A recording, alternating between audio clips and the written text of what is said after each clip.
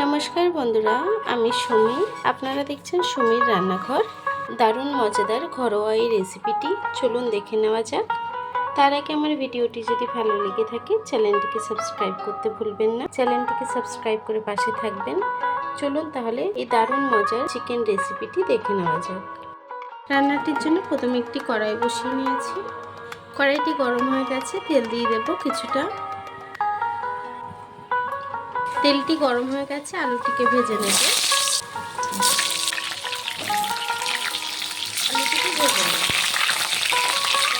আলুটি একটু ভেজে নিয়েছি। এখন একটু নুন হলুদ দিয়ে দেবো। সামান্য একটু হলুদ গুঁড়ো দেবো, সামান্য একটু নুন দিয়ে আলুটিকে ভালোভাবে ভেজে নেব। আলুটি কিন্তু সুন্দর করে ভাজা হয়ে গেছে, তুলে নেব।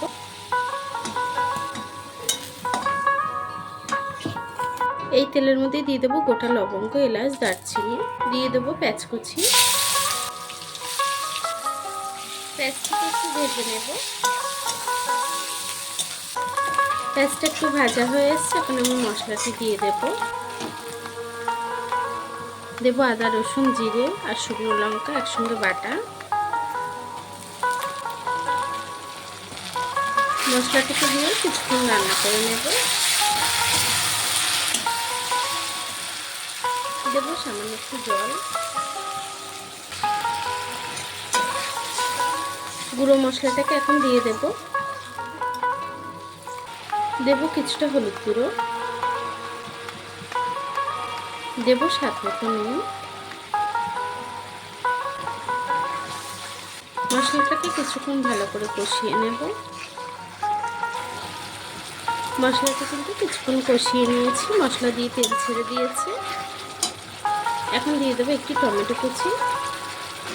টমেটোটাকে দিয়েও কিছুক্ষণ রান্না করে নেব। মশলাটি কিন্তু খুব সুন্দর করে কষানো হয়ে গেছে, তেল ছেড়ে দিয়েছে।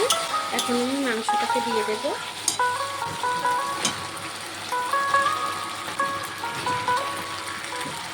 মাংসটাকে দিয়ে সুন্দর করে রান্না করে নেব মশলার সাথে।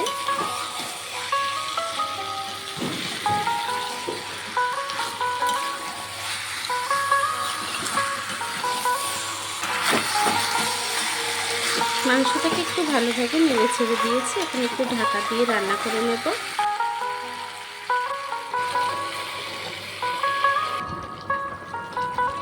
মাংসটা দিয়ে একটু জল উঠেছে, আমি আবার একটু নেড়ে ছেড়ে দেব। আমি এখনই ভেজে রাখা আলুটি দিয়ে দেব।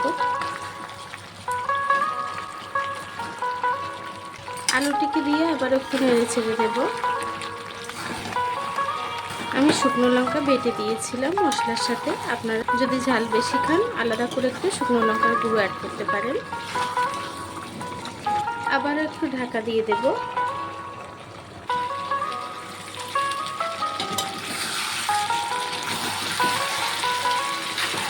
মাংসটি কিন্তু খুব সুন্দর করে কষানো হয়ে গেছে। মাংস দিয়ে দেখুন তেল ছেড়ে দিয়েছে। এখন আমি জল দিয়ে দেব। যতটা ঝোল রাখবো সেই অনুযায়ী জলটি অ্যাড করব।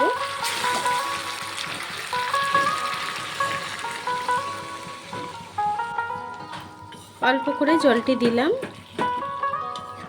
তরকারিটি হালকা গ্রেভি নামাবো।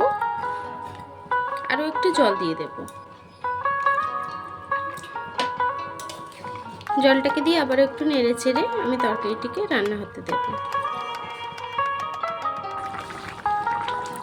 তরকারির ঝোলটা ফুটে গেছে, একটু নেড়ে ছেড়ে দেব।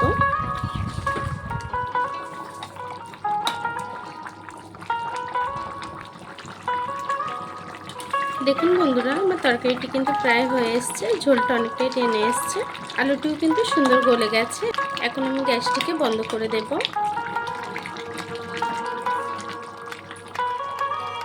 তরকারিটিকে নামিয়ে নেব।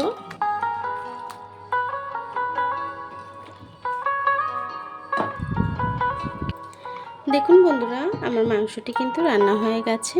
আমার এই ঘরোয়া রেসিপিটি আপনাদের কেমন লেগেছে কমেন্ট বক্সে জানাতে ভুলবেন না। রেসিপিটি যদি ভালো লেগে থাকে চ্যানেলটিকে সাবস্ক্রাইব করে পাশে থাকবেন। আর এতক্ষণ ধরে আমার ভিডিওটি দেখার জন্য আপনাদেরকে অসংখ্য ধন্যবাদ।